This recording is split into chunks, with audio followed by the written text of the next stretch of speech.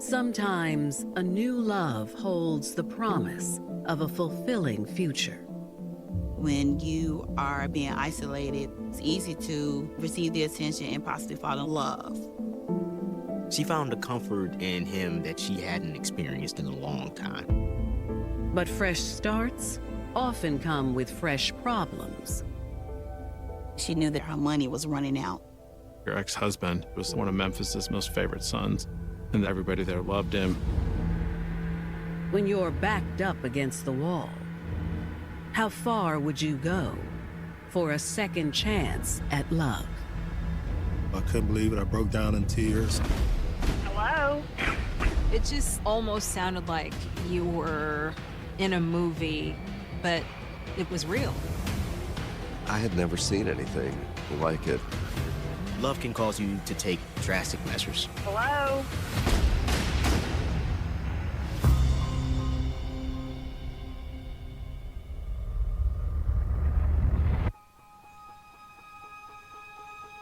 Thursday, July 22nd, 2010, Memphis, Tennessee.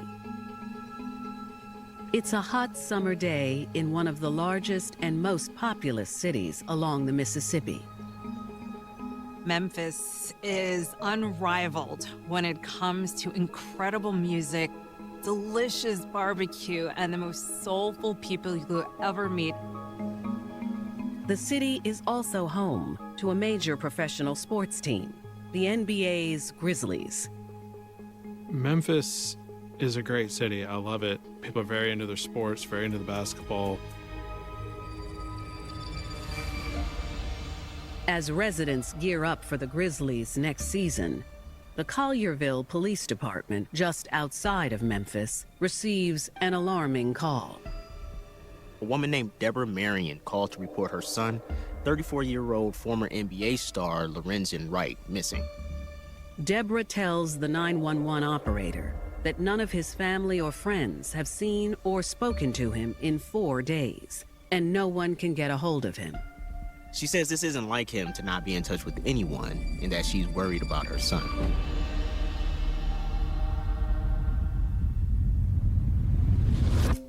Lorenzen Wright was born in Oxford, Mississippi on November 4th, 1975, to Deborah Marion and Herb Wright. Herb had a major influence in his basketball career. Getting him prepared and getting him involved was the key. By the time he reached high school, Lorenzen was a talented basketball player who towered over others with his 6'11" stature. It was clear that Lorenzen had basketball in his DNA, but also he was a person who cared about people. He was just so charming, just so respectable for everyone. Never thought he was bigger than anyone.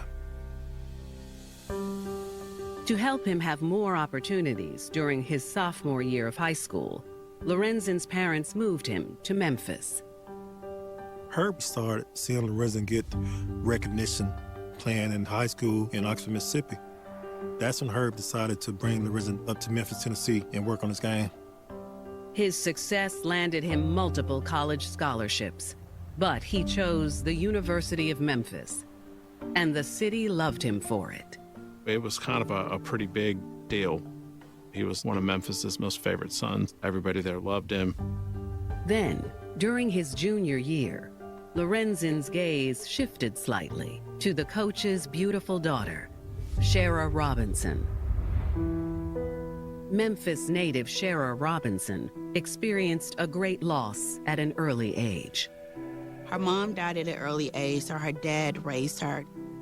When a child, specifically a daughter, loses their mother at a young age and there is no motherly role in their life, it could have been difficult for her to navigate in the world. Shara depended heavily on her father for support. That, in fact, is how she ended up meeting Lorenzen, because he was one of the coach's star athletes. The two had an immediate attraction to each other. Cheryl was the most loving person, and I thought that they were a good fit. Shara was absolutely gorgeous, 5'10", just this golden brown skin, a beautiful smile. So it was not a surprise that Lorenzen noticed her and was interested in her. And Shara felt the same about Lorenzen. I think any female in her right mind at that time would have seen that smile that just lit up his face. He's 6'11", she's 5'10". They just kind of fit. The new lovers talked often about sharing their life together. They both wanted a big family. So Shara immediately got pregnant, and they started their family. Then, in 1996, before he graduated college, Lorenzen's dreams of going pro became a reality. He was a top 10 draft pick. He was drafted by the Los Angeles Clippers. The couple immediately packed their bags and moved to LA, where their lives changed overnight. They lived a life of opulence. Their kids went to the best schools, and they traveled around the world on vacation. Then, in 1998, after having 2 children together, Lorenzen and Shara officially tied the knot. The way the setup was, it was just absolutely beautiful. It was like a TV-style wedding.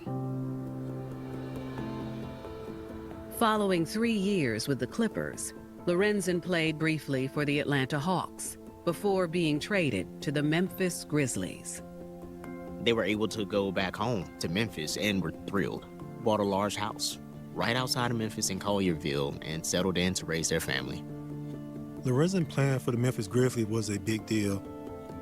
They embraced him with everything, with open arms. They loved him.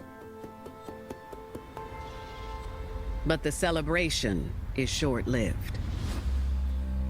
In March of 2003, after having 5 children together, the couple endured a horrific tragedy. Their youngest child passed away very unexpectedly, and that was a big stressor on the relationship. You can just imagine the pain and suffering that was happening at that time. The marriage started unraveling. 3 years later, Lorenzen was traded back to the Atlanta Hawks, and he and Shara separated. Shara remains in their suburban home with the children, and he comes back and forth for family events all the time and to see his children. By February 2010, the marriage was officially over. That same year, he retired from the NBA after a bad thumb injury. But he'd had an amazing career. He has this legacy of being in the NBA for more than a decade, but something is missing. He decided he wanted to rekindle his marriage with Shara and bring his family back together. But now, 5 months after his divorce and retirement, Lorenzen is missing. Lorenzen's family tells the police that he came into town 4 days earlier on the 18th and ran some errands before he was dropped off at his ex-wife Shara's house. The next day, his family said that he missed one of his sister's baby showers and no one could reach him. He was not seen as somebody who would miss really critical family events. So that had to raise red flags. When we asked Cheryl, had she seen Lorenzen, only thing she said was, yeah, they spent a night together. She said that he left with somebody in a Chrysler 300. But she tells Lorenzen's friends and family not to worry. In the back of my mind, I'm like, that doesn't sound like the Lorenzen I know. But we had no choice but to go with it. His family says as the days continued, Lorenzen remained absent for multiple other family gatherings. That's when his mother called police. Lorenzen's mother insisted on filing a police report because this was just unusual for him and she was feeling that something was wrong. As the entire city looks for Lorenzen, investigators make an alarming discovery.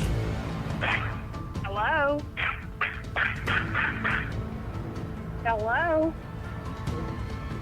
Son, I have nothing but gunshots.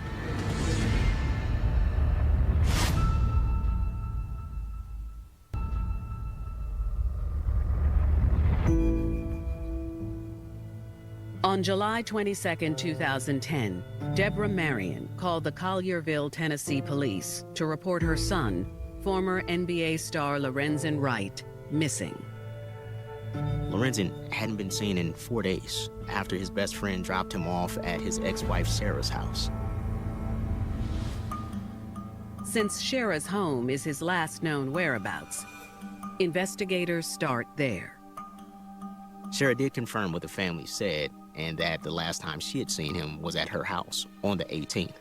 But instead of acting unconcerned, like she allegedly was with his family, she tells detectives that Lorenzen left under very suspicious circumstances. She said he had gone into the attic and gotten a box of some kind and told her that he was going to meet some people and that that was the last time she had seen him.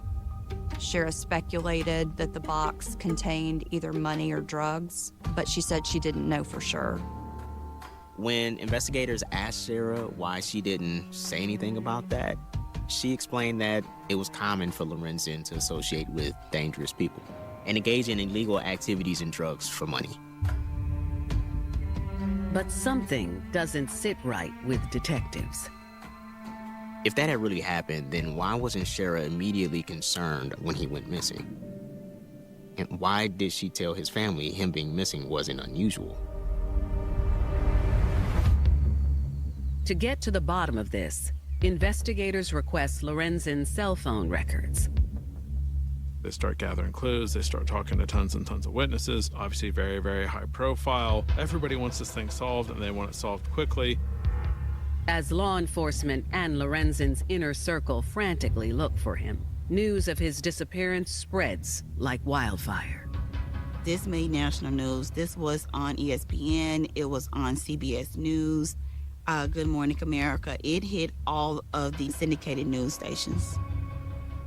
The whole nation clings to the hope that the NBA star will be found, safe and soon. Then, 5 days later, on the 27th of July, investigators finally get the break they need when his phone records come in. They looked at his phone call history and saw that there's a 911 call by him that goes to the Germantown police. The call was made on July 19th at 12:05 a.m. Detectives reach out to the Germantown Police Department to get a copy of the 911 call. And what they hear is shocking. It fell into a deep crack. It's obvious that foul play is involved, and detectives fear they might be looking for a body. They immediately check the cell towers. They were able to triangulate an area where he was based on the cell towers that call routed through. And it's this area called Callus Cutoff, which is really, it's literally a road kind of cutting through a woodsy area not too far from the interstate. The area sits in the center of 3 jurisdictions. Collierville police join forces with the Memphis Police Department and the Shelby County Sheriff's Department to search the area for Lorenzen. So when they get there on the road and they're finding shell casings, they're probably thinking, okay, it's got to be here somewhere. What they find is deeply disturbing. Couldn't believe it. I broke down in tears.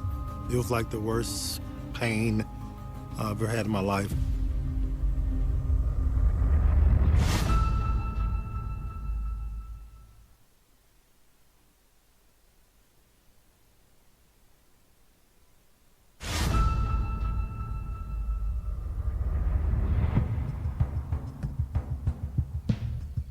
In the summer of 2010, authorities are searching a field near Memphis, Tennessee, in an area called Callus Cutoff. They're looking for any sign of Lorenzen Wright, and they know his 911 call came from that area. It doesn't take long for them to find what they're looking for. They finally came across a deceased body At the time, you can imagine being out in the heat in Memphis, which is very hot and very humid. The body was really, really badly decomposed. Between the shoes, clothes, and remnants of his tattoos, investigators are all but certain that this is Lorenzen Wright. He still had diamond earrings in his ears. He had a very, very expensive watch. So they kind of could immediately rule out, okay, this wasn't a robbery. As the body is moved for autopsy, investigators search the area for evidence. Memphis Police Department found 25 caliber shell casings, and 9mm shell casings are found around the body and up on the road.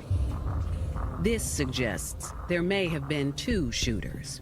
However, despite a thorough search, they are unable to locate any weapons or Lorenzen's cell phone. Never got the phone. We would have really, really liked to have found that, but that's something that was never recovered. What was Lorenzen doing there? The next day, on July 29th, medical examiners confirm through dental records the remains are in fact Lorenzen Wright. They found 1 or 2 bullets in the body, but because the body was so decomposed, they couldn't tell exactly what damage was done where or even how many bullets hit him.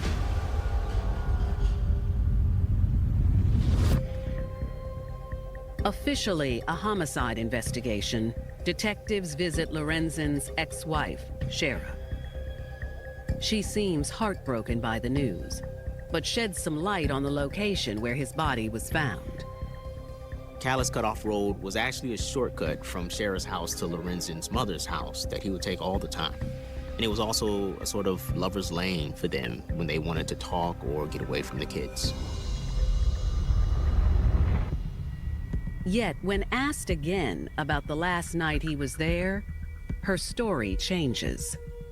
She told some stories about, like, oh, some Hispanic people came by the house and threatened them. Shara said some other things that had happened, her son being approached in the parking lot of his high school, all of these things in conjunction with the story about Lorenzen retrieving this box from the attic. To investigators, it doesn't look like a drug deal gone wrong. These guys are killing him because of money. They aren't going to leave a really, really expensive watch and his money and his earrings. I would find that very hard to believe that he went off on a drug deal in the middle of the night. Before they can question her further, Shara hires a lawyer. They talk to a lot of people and they hit a wall and can't really get anywhere else. So investigators turn to her neighbors to see if they heard or saw anything. And what they learn deepens their suspicions of Shara. It showed she was trying to hide something. And that's what raised so many red flags for the community at large.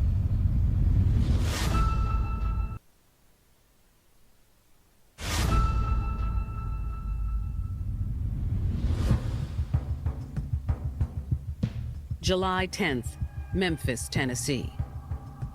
Police have found the remains of missing former NBA star Lorenzen Wright after he was shot to death multiple times in a field 10 days earlier. Police have gotten bizarre stories of drugs and strangers from Shara, who was the last person to see him alive. I think the fact that she couldn't tell a consistent story certainly stood out to police. They look closer into the couple's marriage, and what they find is jaw-dropping. There was a lot of volatility in their relationship.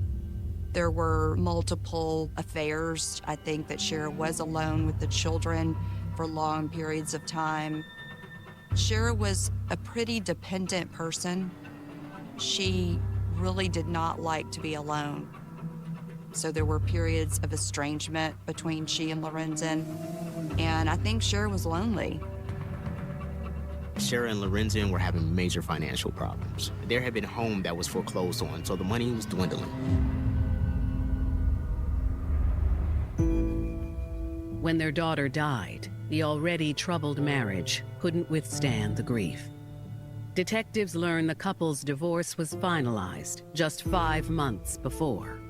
One of the prerequisites of that divorce was that Shara wanted him to sign a $1 million life insurance policy. And though the money was to go to her children, she was the direct receiver of those funds, as well as his retirement funds, nearly $200,000. While common for large families to hold such policies, detectives know money can be a strong motive. Detectives talk to more people and dig some more, but they keep running into dead end after dead end, and the case slowly goes cold.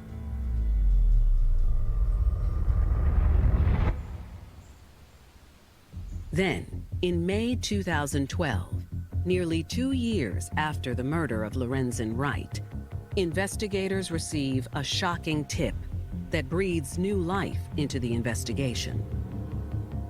A convicted felon named Jimmy Martin says that he knows. They got a story. Jimmy says the mastermind behind the murder plot was none other than Shara Wright. Jimmy Martin was Shara's cousin. I think that Jimmy and Shara had a fairly close relationship. Shara reached out to him, asked for his help, and they had a brainstorming session. The goal was to locate and murder Lorenzen Wright. But Jimmy says Shara wasn't the only person involved. He says 2 years earlier in 2010, he met with Shara and a man named Billy Ray Turner. Turns out, 41-year-old Billy Ray Turner was no stranger to crime. If you go back to when he was a young man, he had a few felony convictions, but then seemed to have turned himself around. Billy ended up owning his own landscaping company and attended church regularly. Billy was a member of the church that Shara attended, where he also became a deacon. Quiet guy, religious, like sincere religious belief, spent a lot of time at church, also liked the ladies, from what I understand. Shara and Billy spent a lot of time together at church, and then she hired him to take care of her lawn. Because that was his legitimate business, Billy Turner would be over there all the time. It wasn't long before Billy filled the emptiness that Shara was feeling. When you are being isolated, you're finding comfort in somebody who is consistently there for you in your life. It's not surprising that Shara fell in love with Billy. He gave her the love and attention that she was really missing in her marriage. And Billy was no match for Shara's charm. Shara seemed to have quite a allure to lots of men. He was infatuated with Shara to some degree. But how did this budding romance lead to murder? Jimmy Martin tells detectives that it was Shara and Billy who killed Lorenzen. He ended up not helping. Jimmy claimed to have had some issue at his home in Mississippi, and that is why he did not come to Shelby County when this murder was committed. But he knows how it went down. Jimmy Martin said that Shara and Billy had told him what happened. And that description is just so jarring.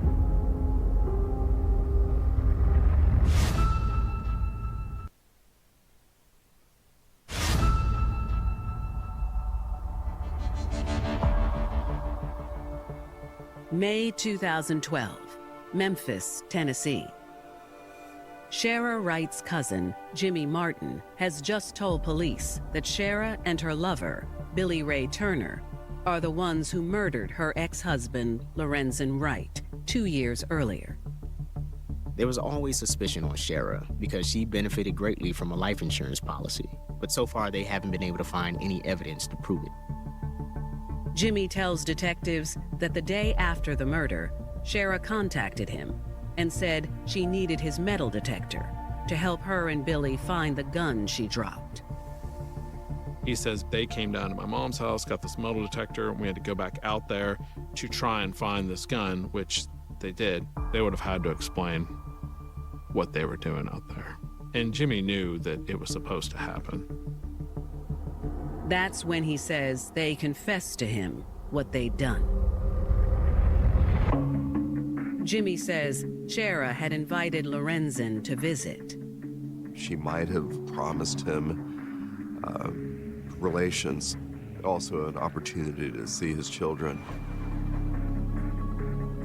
At some point after going to Shara's home, she and Lorenzen left and then ended up at Cal's Cutoff.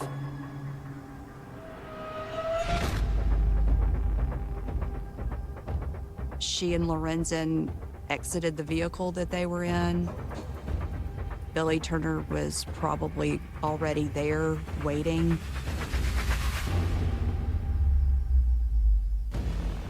Jimmy says that's when Shara and her new boyfriend ambushed Lorenzen.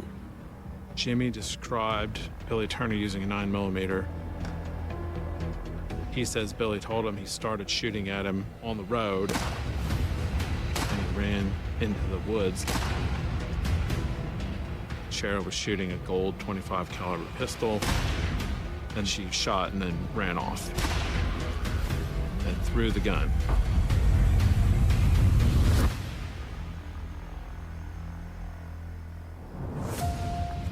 But apparently Lorenzen stopped to call the police at some point and was hiding. Billy saw the light on the phone, then killed him right there.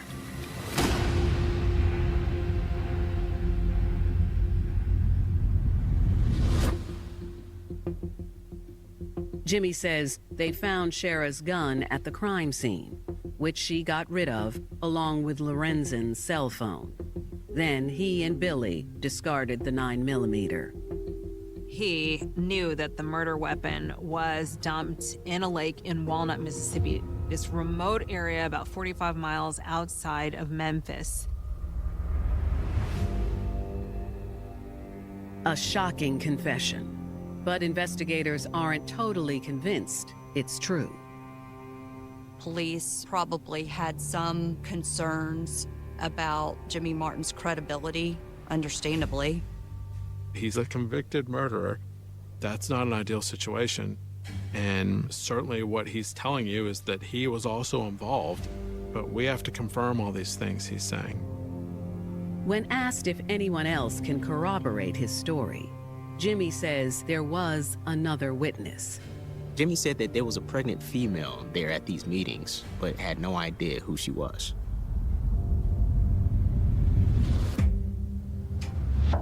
Investigators are unable to identify the female, so they focus on finding the gun.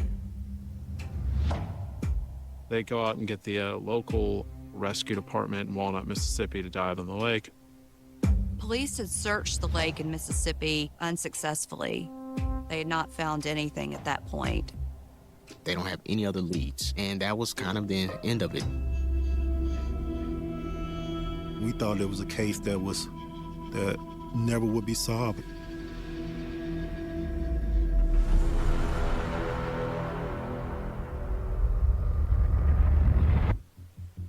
Four grueling years later, in 2016, the case finally comes back into the spotlight. Memphis police get a new multi-agency gang unit that includes Memphis police officers, Shelby County Sheriff deputies, and ATF agents. They met and decided that they wanted to bring the Lorenzen Wright case back into their roster. They are determined to find out who killed the young basketball star. They see that during the initial search at the lake, the weather was bad, it was raining, and there was just a small group of volunteers. And so this special unit decided that they were going to seek resources from the FBI to do another search of this lake years later. Although it's a long shot, They search the lake and hit the jackpot. Within 5 minutes, they find a pistol. The 9mm shell casings from the murder scene match the gun. And so then now we're in business. This is like, okay, maybe Jimmy Martin wasn't lying. Let's start working back through everything else. We're putting together a plan that was really, really, really important to confirm every detail we could. After speaking with Jimmy again, police check in on Shara Wright and Billy Ray Turner to see where they are now. Billy was still in Collierville, and according to phone records, Shara and Billy hadn't communicated in years. Shara, she ended up moving to California and just kind of living her life and doing her thing. She had gone through all but $30,000 of a $1 million life insurance policy, and the money was spent on luxury cars, properties, and other very high-end items. Detectives have a suspicion that once it comes out that the murder weapon was found, Shara and Billy may communicate again. So they tapped Billy and Shara's phones, hoping they'd give something away. And then they waited to see what the two would do.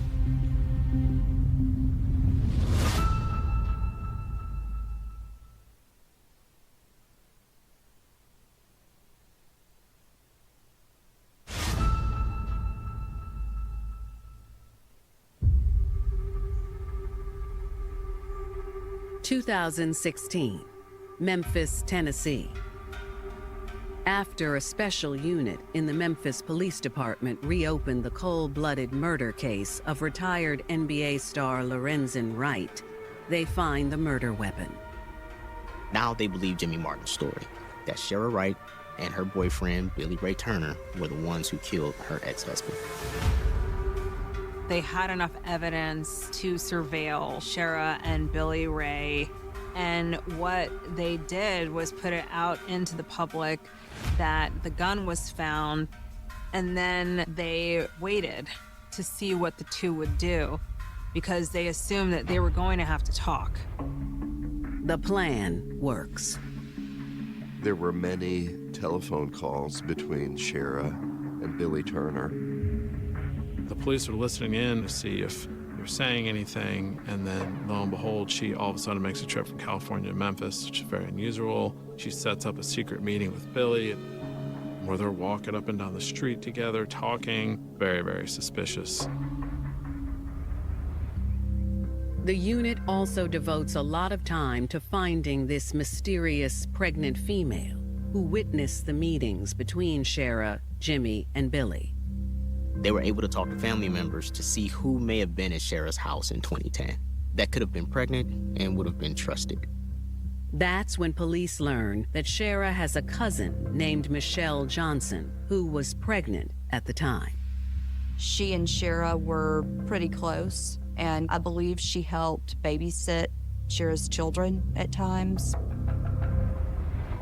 Detectives bring Michelle in, and she backs up what Jimmy said. She claimed to have overheard Shara, Billy, and Jimmy plotting to kill Lorenzen. That was new information that was super important. And I think that probably took her a while because she was scared for her own safety. Then once we got all that, we felt comfortable with charging them. On December 4th of 2017, investigators descended upon Billy Ray Turner inside of a convenience store. A week later, Shara Wright is arrested in California and extradited back to Memphis. They both refuse to speak with investigators. It was very shocking to me that Cheryl did it. The Cheryl that I knew. I didn't think that she wanted to see him harmed in that type of way. It was still just a disbelief to me until I saw the reality. In July 2019, the community is hit by a shocking curveball. We're awaiting a trial date for Shara Wright, and huge twist of events all of a sudden we find out that there is a plea deal. She realized that the jury would convict her in all likelihood of first-degree murder because there were many layers of premeditation. Shara pleads guilty to facilitation of murder and receives 30 years in prison.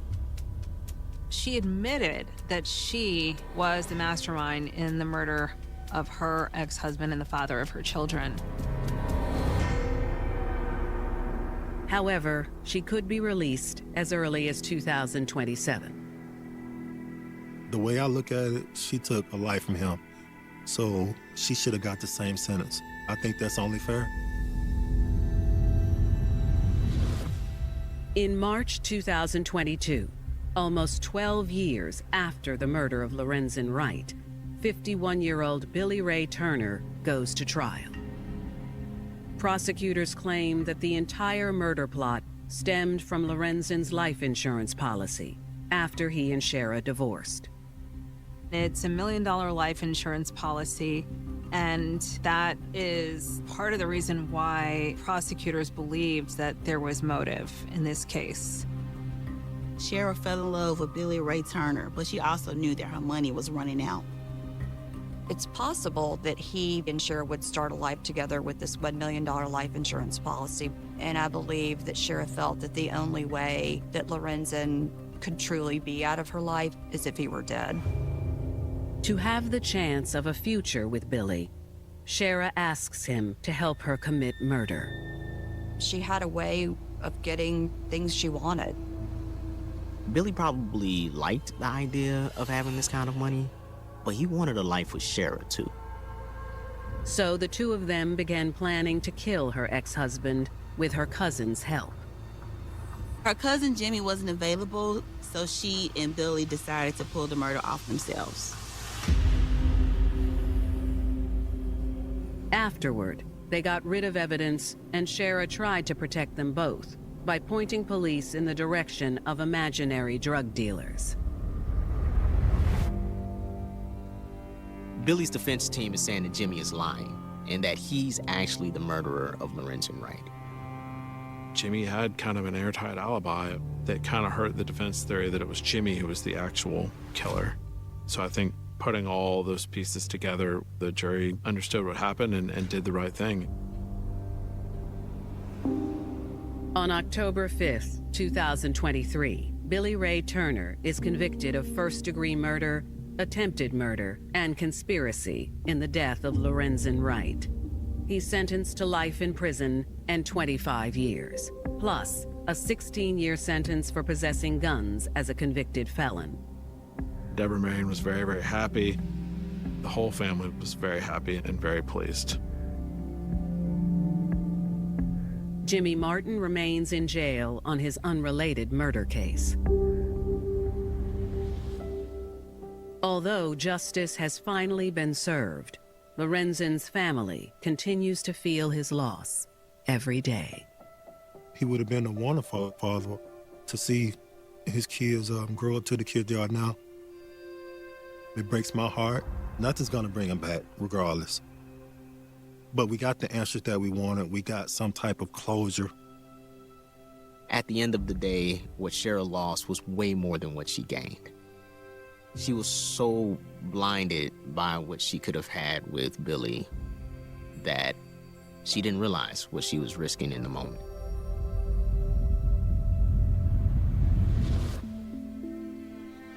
When hope of a new romance sweeps you off your feet, it's easy to feel like you're on top of the world. But when this intoxicating feeling pushes you to do the unthinkable, your entire world can come crashing down. Welcome to Always True Crime, a podcast network bringing you gripping real-life stories that you won't be able to stop thinking about. Discover your next true crime obsession at alwaystruecrime.com. Can a broken heart ever be cured? Find out on Murder Mile.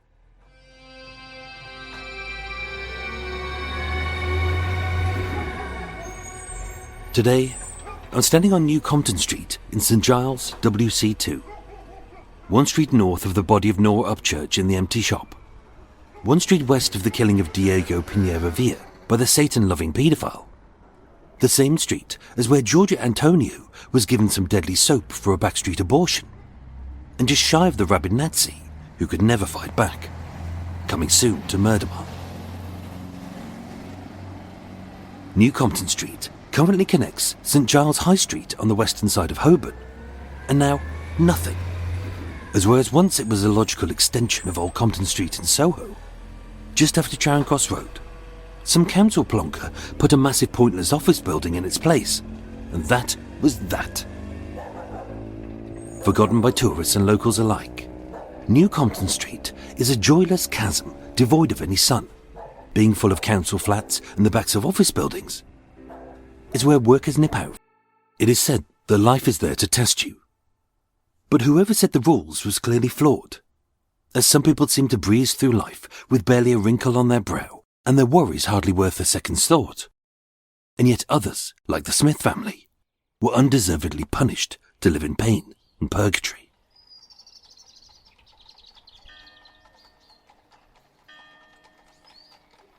William Smith was born on an undocumented date in the late 1840s, in and around Clements and Danes, where Covent Garden sits. As the second or third son of several siblings to William James, a grocer, with his mother having died in his early teens, he was never allowed to wallow in grief, as with his father having remarried a good woman, William was raised to feel loved and protected within this solid family unit. They weren't well off. Far from it. In fact, as a small market stall holder whose seasonal products were often blighted by mites, storms, frosts, thefts, lost stock, bad handling, high seas and con merchants. When something bad blocked their way, they didn't grumble or gripe, they just learned to cope. With William educated before the Elementary Education Act of 1870, which made school compulsory for the under-10s, everything he knew he learned from his parents, who were exemplary role models. Every day, except for Sunday worship, they worked from dawn till dusk, breaking their backs and never taking a handout. When times got tough, they didn't steal, they diversified. The bruised stock became stews, pickles and jams. Sometimes they sold loaves, knitted scarves and hats. If they had to, Mum made cat's meat and Dad did repairs. As working together, they knew that their love would see them through. William Jr. was a lot like his dad. Tall, strong, bushy-bearded and barrel-chested with a big heart. So when something tickled his fancy, his garrulous laugh could be heard on the next street. And when he cried, he wept buckets. Like his family, William had done everything right, and he deserved to live a good life. The woman he would marry and love for the rest of his life was Elizabeth Kelly, known as Eliza. It is said they had known each other since their earliest days, being nearly neighbours. But with William being at least 6 or 7 years her senior, they barely even acknowledged each other, being children of very different ages. But in their late teens and early 20s, a romance had begun to blossom. From the start, Eliza's life was always hard, being at least one of 3 daughters born into a festering family of drunks and deadbeats, pickpockets and petty criminals. For them, jail time was a way of life. Everything was there to be pilfered, and they spent the best and the worst part of their lives fighting. They had a reputation for dishonesty, and although they were only small fry, they had no shame or morals. Eliza's life could have been short and miserable, but it was a hard start which made her the woman that she was. Strong-willed, no-nonsense and formidable, who with that walk and that look, that was what William loved about her. And rejecting her old life and embracing the new, she became the family glue. William and Eliza married as soon as they could. A solid bond made by 2 lovers who made each other happy, who kept each other straight, and when one of them was down, they picked the other one up. Like his parents, William and Eliza ran a small market stall. Side by side, and always with a sense of pride in a daily grind which was barely enough to cover their costs. But it was theirs, it was hard, but it was legal. As happens to us all, they experienced the same strife and struggle as we all do, dealing with disease and death, poverty and plight. And like so many others, their desire to be a family was sadly hindered. Of those we know, their first babies never made it to full term. The first that did, a boy called William Jr., died as his lungs were too weak to breathe his first breath. The second, a girl called Eliza, made it to be a toddler until she was taken away by a hacking bout of influenza. Showing persistence, love and resilience, a third and fourth child survived, with these also called William Jr. and Eliza. And growing up to be healthy and strong, they were swiftly followed by another, a blossom-cheeked cherub called Jane. And yet William and Eliza were about to confront one of life's most harrowing tests.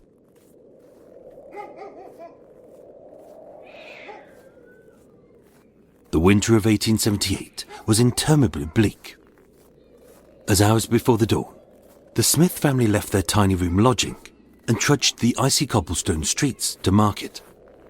Their woolen clothes made even heavier by the wet sludge, which in turn froze, as their laden hands burned red with chilblains. Together, William and Eliza pushed their battered old handcart of produce, while wrangling a trifecta of brats which scurried around them. William Jr., aged about 10, had been woken from his warm bed, so was grumbling and scuffing his feet. Eliza Jr., aged about 5, was naughtiness personified as she tested the boundaries of her parents' patience, whereas Jane, who was barely 3, was asleep on her mother's hip. It had been a hard start to the day, as with the coal wet, the kindling damp and the logs sodden, their lodging's fire had gone out in the early hours, so no one was in the mood to spend the next 12 hours selling their wares on a poorly populated market just to earn a pittance to survive. But they had to. That year had seen a series of bad harvests owing to early frosts, soggy summers, and a pinprick of sun.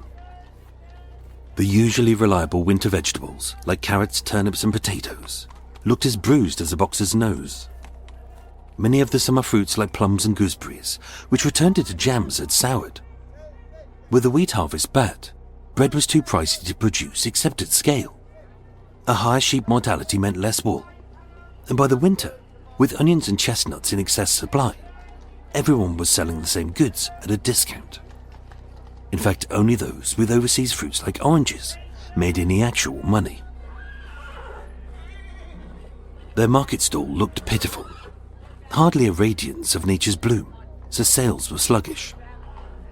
With most of the customers milling around the chestnut stall simply to keep warm, William and Eliza worked even harder than usual to drum up trade. And with no money for a babysitter, they had only one eye on their kids. A few hours in, 5-year-old Eliza was having a tantrum, as with her brother William having slipped on a patch of ice. With a microscopic graze, he was wailing and getting the attention that she wanted. Father sought his son while serving a miser who was prodding the potatoes with displeasure. Mother sought her daughter while reassembling the stock that this mardy little tyke had knocked over out of petulance. And as their eyes were distracted for a split second, this gave way to every parent's worst nightmare.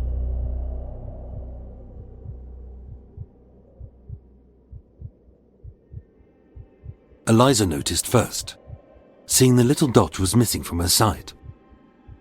"Where's Jane?" But she wasn't there. William barked, "Jane?" across a sea of mingling adults, it impossible to spot their 2-foot-tall daughter, who could have gone in any direction. It was then that panic set in. "Jane!" replaced by terror. "Jane!" And as they grabbed and pulled at every child of the right height, only to have their hopes dashed. "Jane!" Every second gone, was another she would vanish further into the distance. A constable was called for, but what could one man do in a crisscrossing crowd of hundreds? Sobbing and frantic, by the time this family of now 4 were taken to Vine Street Police Station to make a report, valuable hours had passed, and no one had seen 3-year-old Jane, and they never would. At least not alive.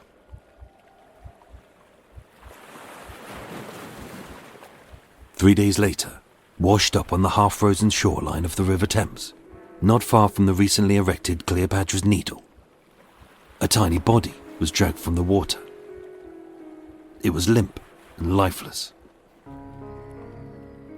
Laid on the pavement, her once rosy skin was now pale and sickly blue.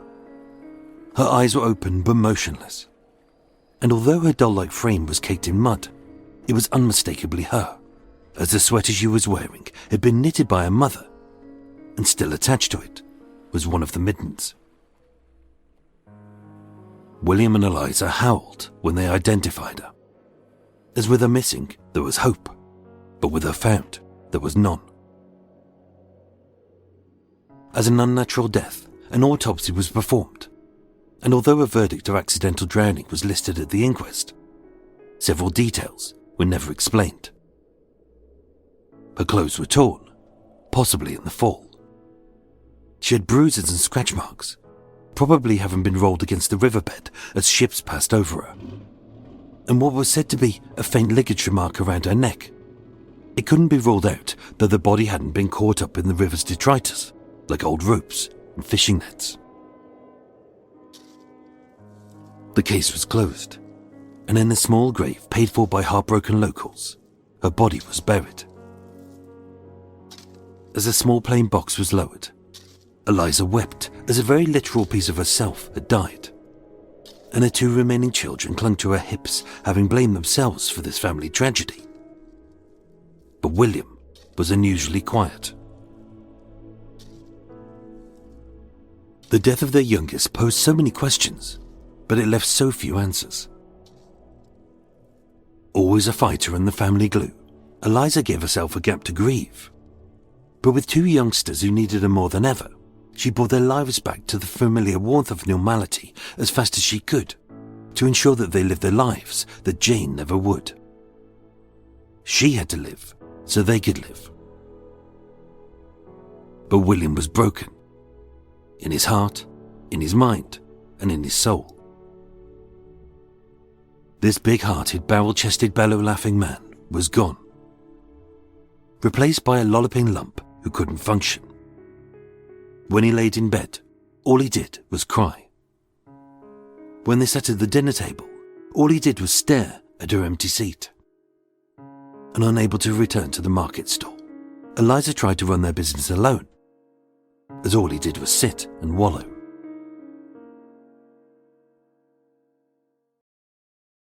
Everyone deals with grief in different ways. Some cry, some shout, some lash out. Some, like Eliza, use their pain to rebuild the shattered fragments of their lives, and whereas others, like William, collapse. He was going through what we know to be the 7 stages of grief: shock, denial, anger, bargaining, depression, testing, and acceptance. The numbness had hit them both hard, an intolerable pain which had left her with an empty void, but him frozen, like every ounce of his being was being ripped out of him whole. Next came the blame. He blamed himself, cursing himself for being a bad parent, and scolding his total failure for not keeping an eye on his child every second of every day that she was alive, especially then. Then he blamed his wife Eliza, as Jane was barely a foot from her side when she vanished. So why didn't she grab her? Why didn't she stop her? And why didn't she see whoever had taken their baby? Then he blamed the children, uncharacteristically chastising them both for their innocent acts, such as William Jr. slipping on the ice and Eliza's tantrum, which distracted both parents for a brief second. And as he shouted, they cried. But the moment he saw sense, he wept a heartful apology as they all knew it wasn't true. Then he blamed everything else. The market, the street, the weather, the harvest, the fruit, the icy cobbles, the wet coal on the fire, the bad sleep they had the night before, and then God. As a devout Christian, how could God be benevolent and let his daughter die? If he had been so faithful, why was God punishing them?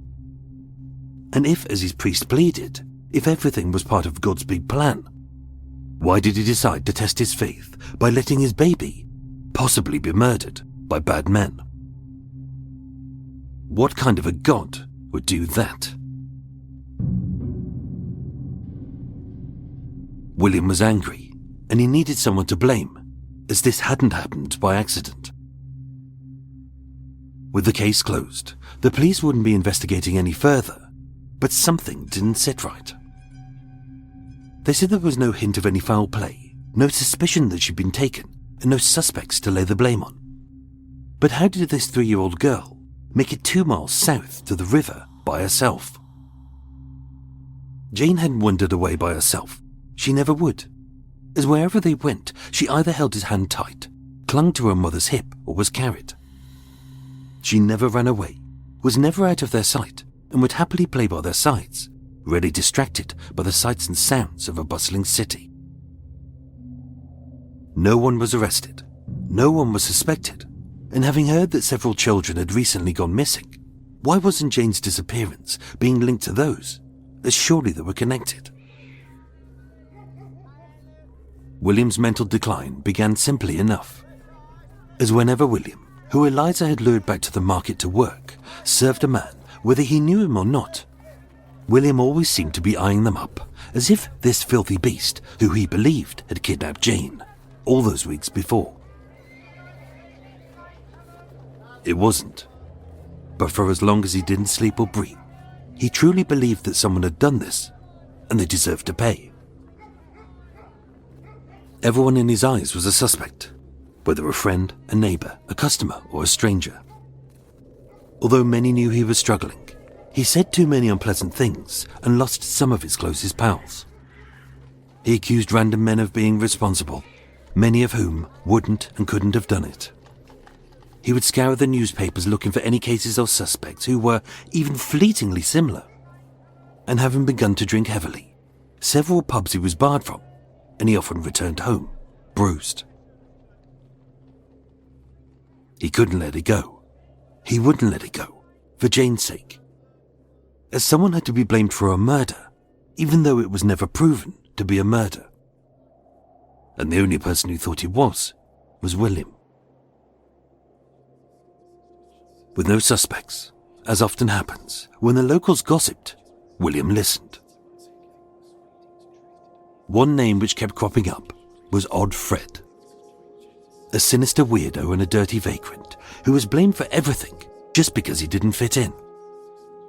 He was homeless, disfigured, he limped, he never blinked, and if he did speak, which was rare, he left unnaturally long gaps after every other word. He had been blamed for every theft or assault since the dawn of time, whether stolen washing, a dead cat, or off milk, but never proven to be guilty.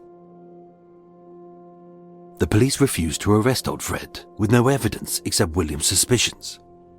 So having plucked up enough courage to confront this former war veteran who was struggling himself, after too many pints of beer, William, a usually placid man with no ill will against anyone, landed his fist in Odd Fred's face. Arrested on the charge of assault, it was only then that William realized how far he had sunk. A good and moral man, having descended to the gutter as an angry and paranoid drunk with a criminal conviction. That should have been his wake-up call. But months later, he was still gripped by the 7 stages of grief. And next was depression. Over these months and years, the tall, strong, bushy-bearded and barrel-chested man with the big heart was gone. He spoke rarely and smiled never, as he was ashamed at his failure. As a father whose children now in their teens had become distant. As a husband, unable to provide as he should for his wife. And as a businessman, as lacking drive, Eliza, as the backbone and the glue, stopped the total collapse of this family, which risked them all being sent to the workhouse, where she knew they would be split. In the late 1880s, a decade after Jane's death, William, now in his late 40s or early 50s, had ploughed on with the vagaries of working-class life, guided by Eliza, who never left his side. Like an automaton, he worked, he washed, he lived, and he existed. But becoming ever sicker and weaker, shedding weight, and with his skin hanging off his bones like the soggy woolen sweater which sagged from Jane's corpse, it was clear that his body was going through the motions, but his mind was elsewhere. One bitter winter's evening, with William and Eliza now greying and wrinkled, their children long having since left, as Eliza made dinner, after a hard day on the market, William wheeled their handcart into the cellar.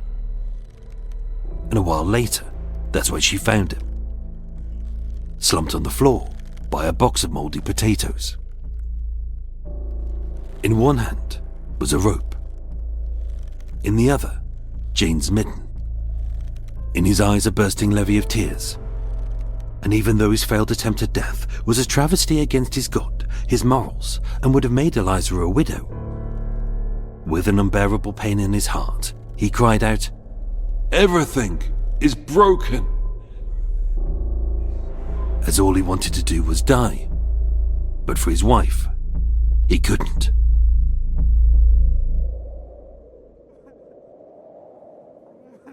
From the late 1880s to the mid-1890s, William was a frequent and voluntary visitor at the local asylum. They gave him a chance to breathe, to speak, and to be listened to. But it was Eliza who repaired his heart. Nearing the end of the century, with an aged and equally grief-stricken Queen Victoria in her final years, this couple who'd been married for 30-plus years learned to live again, to love again, and to grieve together. They rebuilt their stall, a smaller version, just yards from where their whole life had collapsed. Every day as they passed the wall where Jane was last seen, they would both plant a little kiss, and on the anniversary of her disappearance, they'd lay a flower and say a prayer together. The man he once was would never return, but the man he was now was okay for Eliza. Neither could repair the pain they would feel, but together they learned to live again. Occasionally he smiled a little, and once he even laughed. Well, almost. It was no longer about his personal pain. It was their pain and their sorrow. So together they cried and commiserated, but for the rest of their lives, they lived. As familiar faces in this part of town, as they approached their 60s, William and Eliza Smith would be seen together, walking the same streets, seeing the same people, and holding each other's hand. Only their tragedy was far from over. In 1903, William Jr., a bearded, barrel-chested doppelganger of the man his dad once was struck by an omnibus as he crossed the street and died of his injuries several days later. He never spoke of his sister or how he blamed himself for her disappearance, and being described as distracted. His death was ruled as an accident, but local gossips wondered if it was a suicide. Eliza Jr. hadn't found a career as her brother had. Instead, she found solace in drink, drugs, and some said prostitution. Where she ended up is uncertain, as having fallen in with a bad crowd. Once in every blue moon, William and Eliza thought they recognized a ragged and huddled mass begging for change on the street. But as they approached her, she fled into the night, never to be seen. 1913, now in their mid to late 60s, William and Eliza were seeing out their final days in a basement room in a cheap but unrecorded lodging house on New Compton Street, the air thick with the caustic whiff of tanneries, and their sleep often sullied by the nightly thrum of hard machinery. As a small basic room, they had a horsehair bed, 2 armchairs, a washstand, a log fire for warmth, and on the mantelpiece were reminders of their children, at least 4 or possibly 5.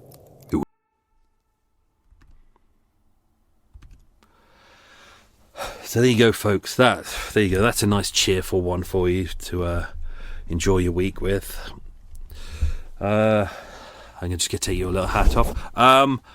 Welcome to Extra Mile, the unscripted, unedited bit. Oh dear, yes, this is one of those episodes that I stumbled across years ago, and it's weird. It's one of those ones where there's not a lot out there. There really isn't much. And what I actually found was the final scene, the final bit, and I think it was going to be for the Murder Mile, the book that I was going to write one day, but I never got around to it. And it was going to be about all the murders that happened on Old Compton Street and New Compton Street.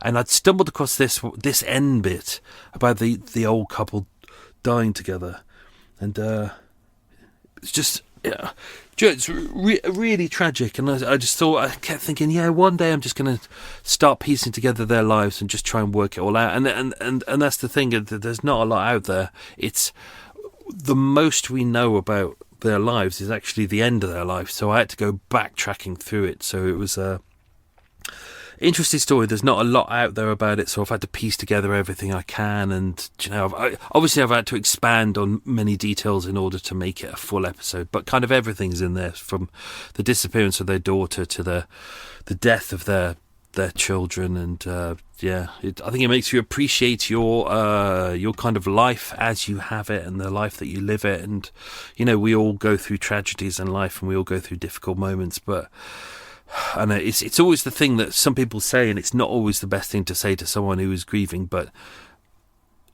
some people do say, other people have had it worse, and this is one of those examples. I also just think it was fascinating how, it's how people deal with grief. Some people just can't deal with it. They just they just switch off, and they just focus on work, or they focus on something else, and they just won't talk about it. And then others will talk about it and are open about it, and they deal with it. And then others just become fixated on something else and obsessive. And I just thought it was interesting that that's what happened to William. Eliza was focused on the children and doing the best she could to get them back on track and get the family back on track. And William was just, and as you can see, she comes from a hard background, so she's used to hardship. He comes from a good background where things are much better, but he's more of an emotional man, whereas she's grown up with a hard life, therefore she's a lot tougher, and she's a lot more focused, and things happen. And as we've seen, they had children prior to that who hadn't made it to full term, some that died in infancy. So and there's only a selection of what we know as well. Anyway, so before I dive into that, let's dive in. So thank you to new patron subscriber. Thank you to Louise. That's much appreciated. Thank you to everyone who becomes a patron subscriber. Don't forget, my location videos are in Patreon. They used to be on social media. I don't put them on social media now. They are solely Patreon stuff. You also get... what else do you get? You get a lot of photos that I find, and things that I find interesting I put into there. We also have Walk With Me, where after I finished editing, I go on a little walk, and we go through the case, and I kind of go through all the things that I think is interesting, and let you into some kind of details that I won't share anywhere else, and just loads of other stuff. Also, it's a great way to support a small independent podcast made by someone in his bedroom who's slogging his guts out. Anyway, let's move on. Thank you to new patron subscriber Louise. Thank you for that. That's much appreciated. Let's do the quiz questions. Then I'm going to try and fill in some details that may not have made it into the episode. This is going to be difficult because this was one of those episodes where there wasn't much information. So I really, I think I've put almost everything I could find in there. But we'll dive in. Question number 1: what street in Soho didn't? So I've got a cheese and ham sandwich coming up. What street in Soho did New Compton Street?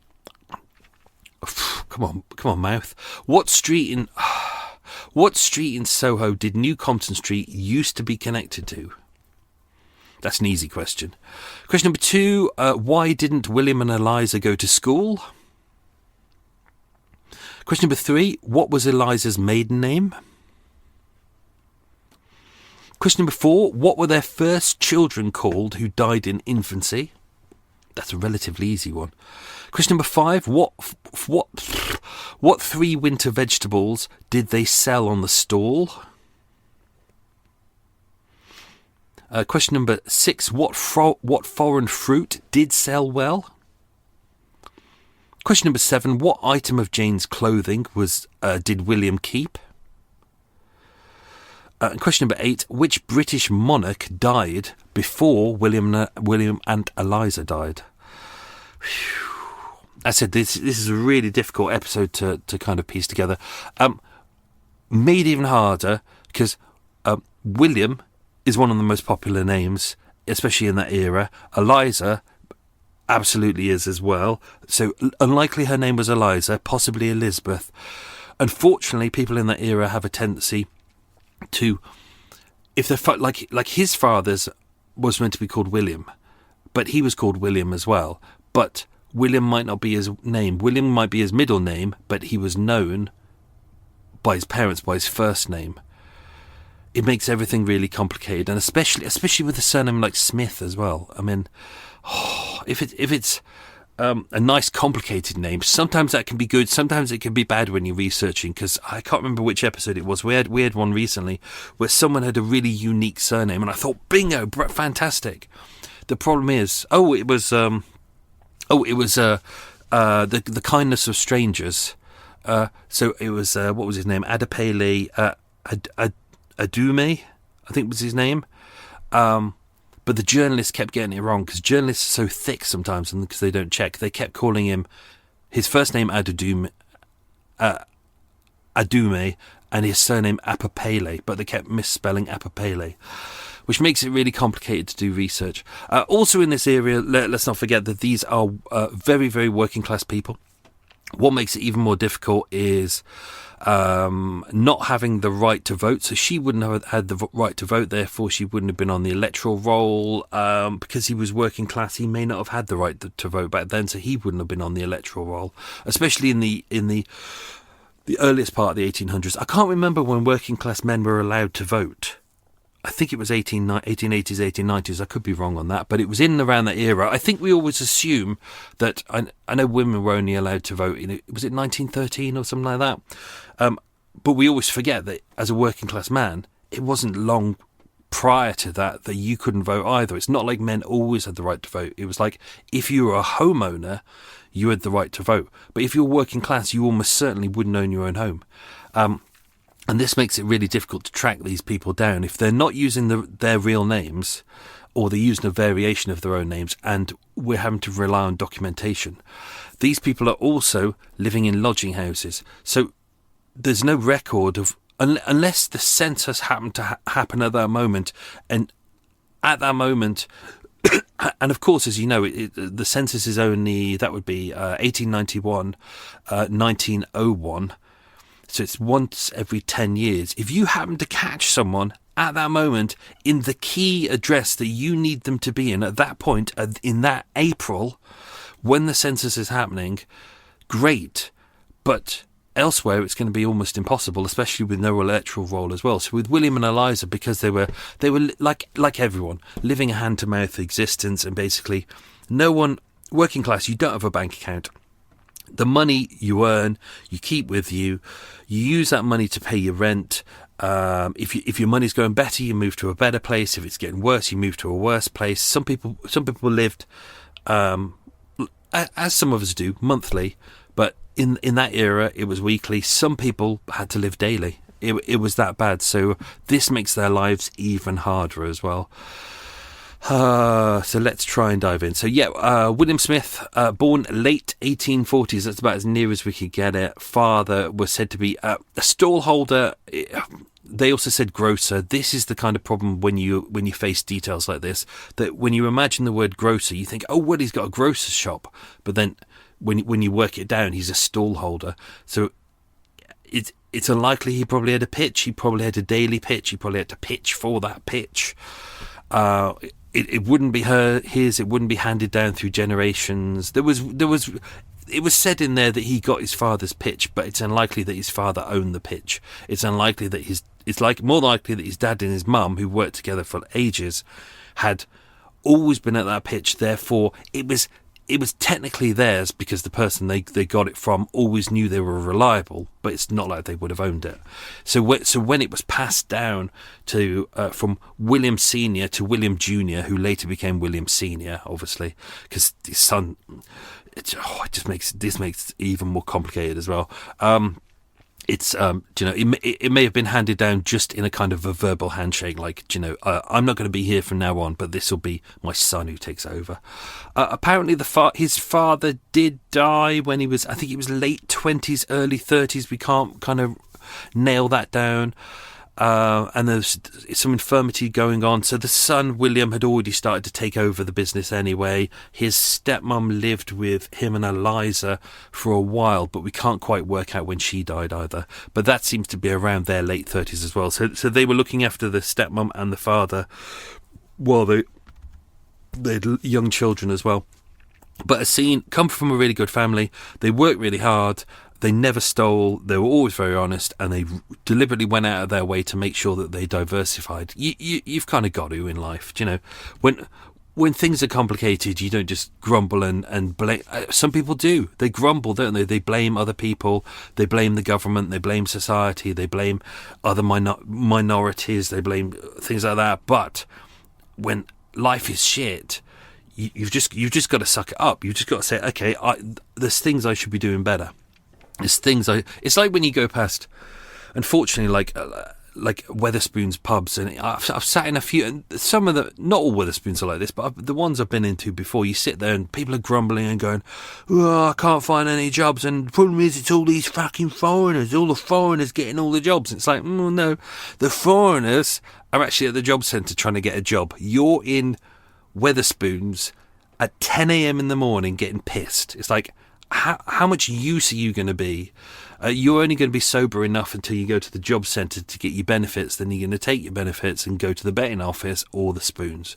Whereas, people who work hard, hats off to them. If they work hard, good on them. But unfortunately, there's a lot of people who want to blame other people.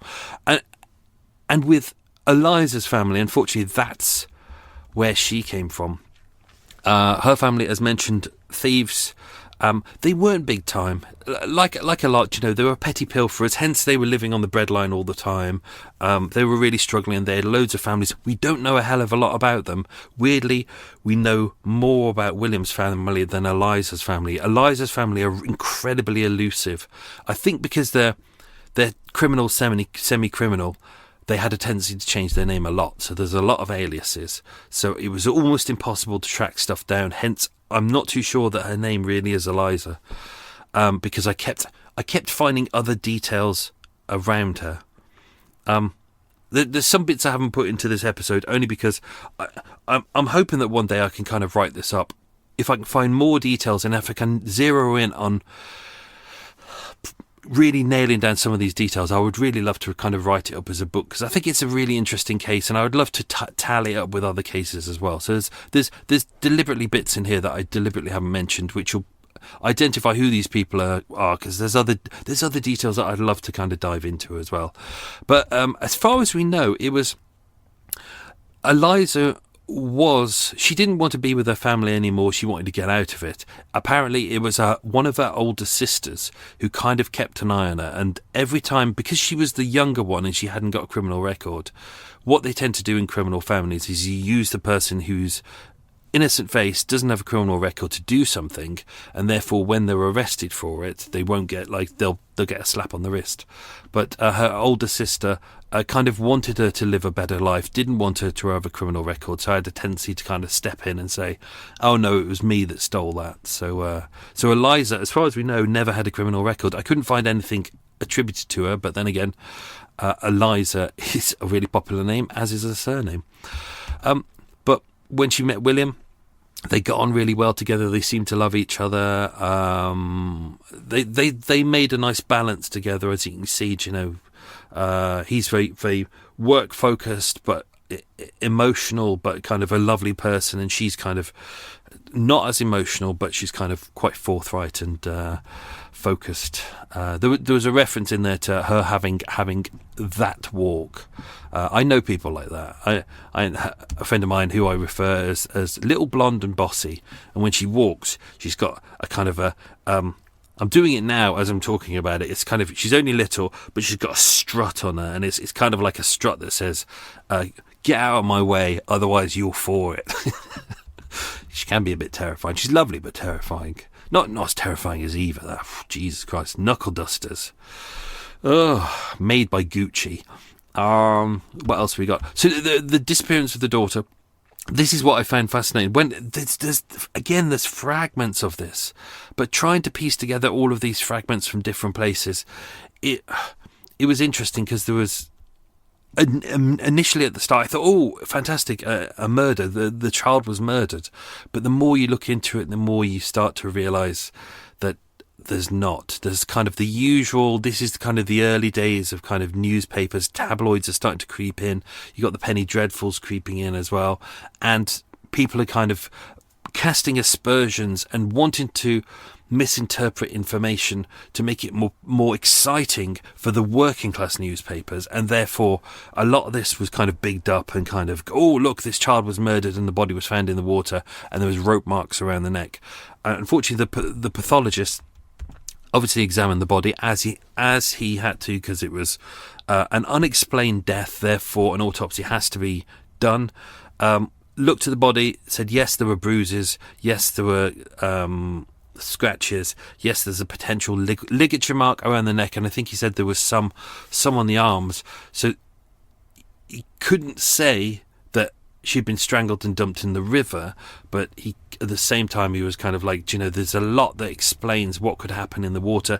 If you go back to the episode we did about Lena, I think it's just called Lena, about the homeless woman who Spilsbury actually believed that she was murdered, but he was in the latter stages of his decline, and when they got a pathologist who wasn't Spilsbury to kind of look at it, because that was the homeless woman who he said, oh yeah, she got hit by a car, they dumped her body in the Thames, and they cut her up. But when another pathologist looked at the body, he said, no, she got vomit in her throat.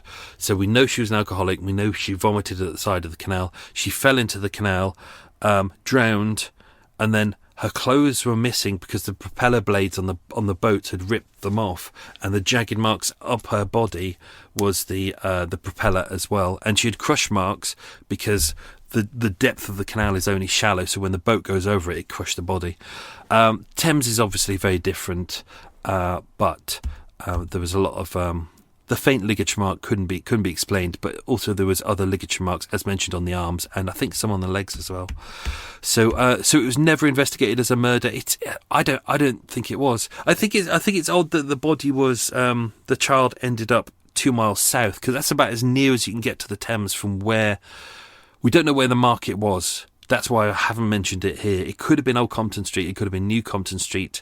It could have been Berwick Street Market. There's loads of markets around, unfortunately, so I can't narrow it down, but we know roughly the area it was. It could have been Covent Garden. I think it's unlikely, though.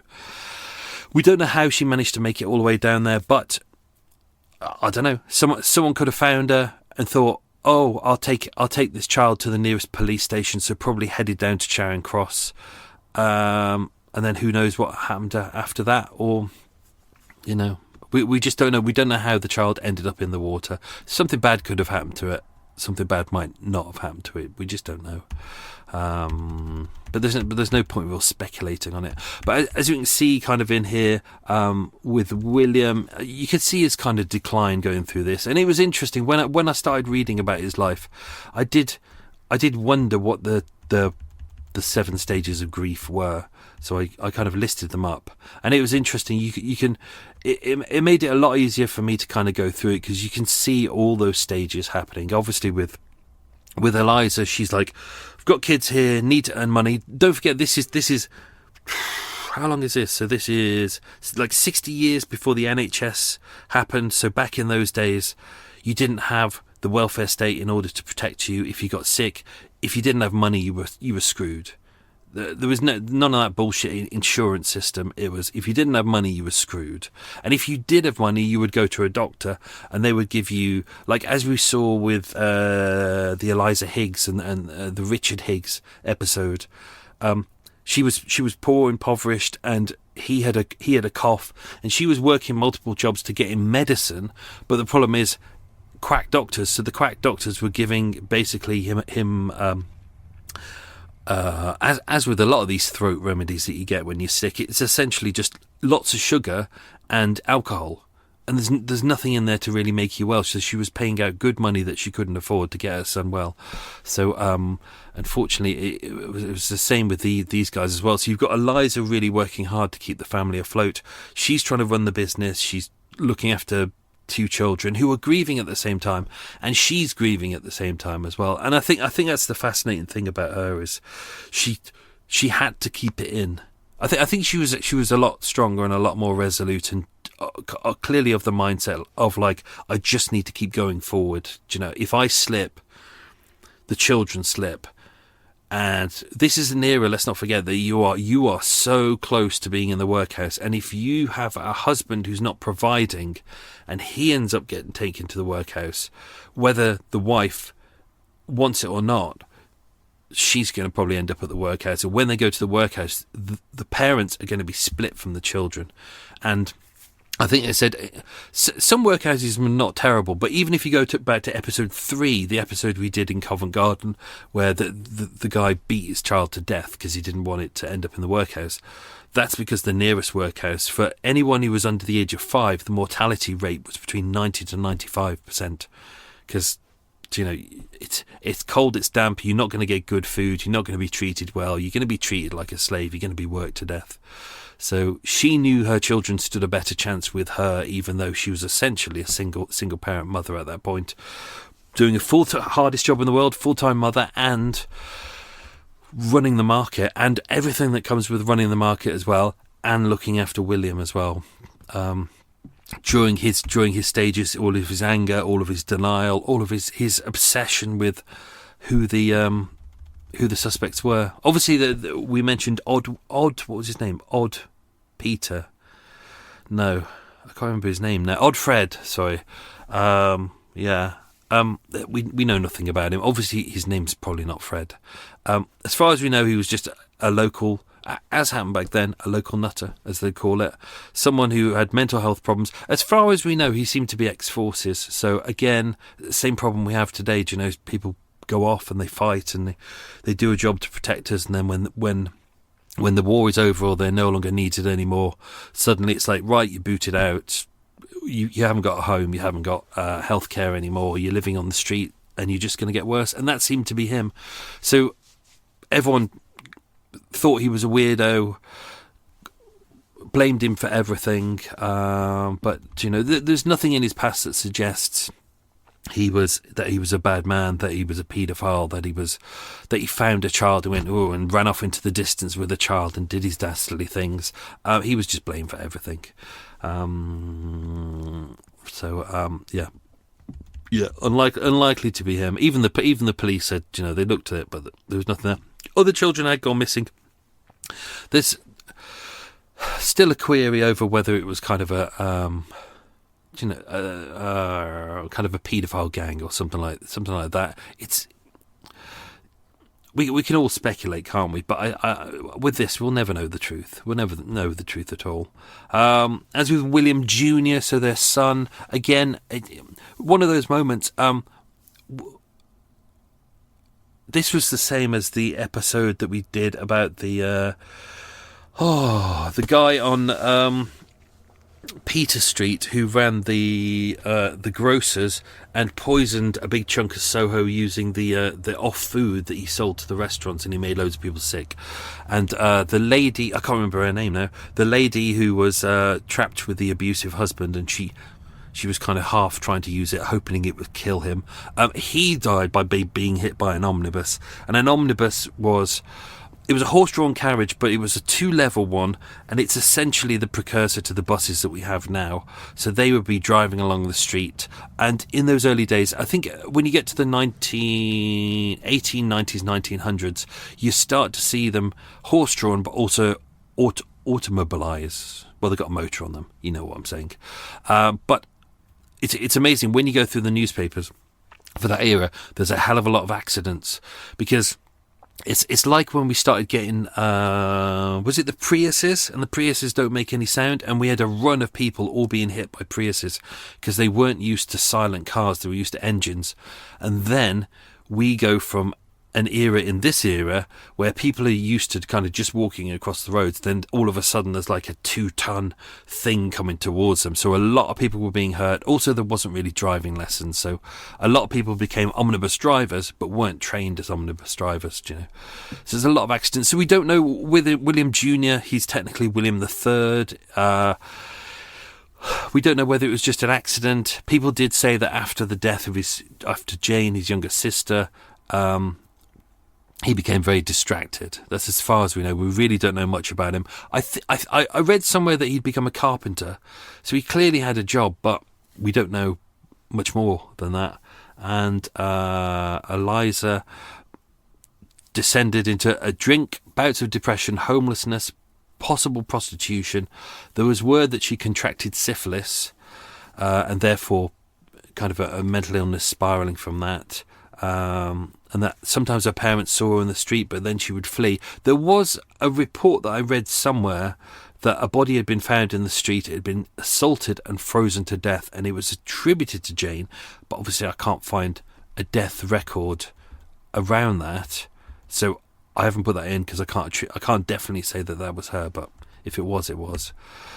I think that's it. Yeah. With William and Eliza in their final years, I don't know how they would have survived because their children had gone, unless he had brothers and sisters. So the suspicion is that his brothers and sisters were helping them stay afloat, because the old age pension was introduced in 1908. And this is 1913 when they died, but it was only eligible for people who were over 70 with lower income. So that's the state pension, but they were under 70 at that point. And as far as we know, Eliza didn't go back to her family, who were the criminals. And I don't, unless she was really desperate, I don't think she would have gone back to them and said, "I need your help," because that's, you know, she cleared to be someone of good morals. But who knows? Maybe she did. Maybe she did in order to make ends meet. So we don't know how they survived. They did manage to survive. They didn't seem to be working anymore because they'd gone into their late 60s, early 70s. He'd got. They said he was crippled, but he hadn't had an accident. So I'm assuming it was chronic arthritis, because that's the only way I can think that he's because they said he was unable to use his hands anymore, and he couldn't get up and up without being aided out of a chair. So he kind of needed his wife there to help him do that at that point. And apparently she was having lung problems. Could have been bronchitis. That it was winter, so I'm assuming it was kind of the flu. But you just don't know, do you? You just don't know. Anyway, yep, that was the sadness of her just getting up to get a glass of water, stumbling, hitting her head, falling into the fire. Apparently it was enough to knock her out that when she landed on the fire, she wouldn't have been conscious enough to realise she was on fire. Her body would have known she was on fire, but she, as far as they know, let's not forget, pathology was in its very early days back then. It was said that she hadn't woken up from that, but clearly he had at some point. Whether he saw it happen, or whether it was the smoke that woke him up, or whether who knows.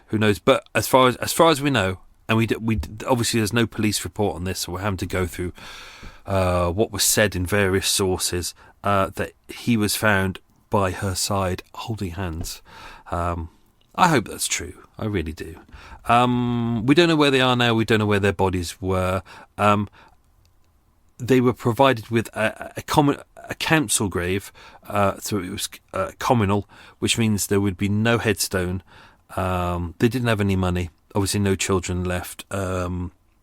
So yeah, we don't know where they're buried, and obviously there's no marker for it as well. I kind of searched, but it's like trying to find the grave of William and Eliza Smith is almost impossible, especially if you don't have dates of birth, and the dates of birth you do have are quite sketchy. So yeah, it's there's a lot of gaps, but there we go. Okie dokie, let's do the quiz questions in here, and let's try and edit this out. It was we've got another storm coming in, literally with torrential rain for 3 days, and then I looked at the weather and there was a gap of 2 hours in the weather, and then it starts again, and I thought, oh god, and I thought maybe I can start recording, and I started recording, and then midway through there was a bout of torrential rain for 10 minutes, and so it's going to be a pig to edit around that. So this episode may contain I may have to put in sound effects of lots of rain just to cover the fact that there's rain while I'm recording this, but there we go. Anyway, let's do the quiz questions. What street in Soho did New Compton Street used to connect to? That was Old Compton Street. Why didn't William and Eliza go to school? The Elementary Education Act of 1870 hadn't been established, meaning compulsory education for all was not available. Question number 3, what was Eliza's maiden name? As far as we know, it was Kelly. Question number 4, what were their first children called who died in infancy? So the ones who died in infancy were William Jr. and Eliza Jr. I've seen reports elsewhere. It's weird that we have a junior for boys, but when a girl is named after her mum, we tend not to call her Junior as well. But in some sources here, they did call her Eliza Junior, but she might not have been called Eliza. Question number 5, what 3 winter vegetables did they sell on their stall? It was carrots, turnips and potatoes. Question number 6, what foreign fruit did sell well on the stall? Oranges. Question number 7, what item of Jane's clothing did William keep? It was a mitten. And question number 8, which British monarch died before William and Eliza? It was Queen Victoria. So that's it, folks. Hope you enjoyed that episode, if indeed you can. Back next week. Thank you very much for supporting the show. It's much appreciated. Don't forget to tell a friend. Have a good one. Stay safe, folks. Stay dry and well. Lots of love. Bye. Want more true crime? This podcast and loads more are part of the Always True Crime Network. It's packed with box sets to binge and twisted tales you won't find anywhere else. Find your next podcast obsession at alwaystruecrime.com.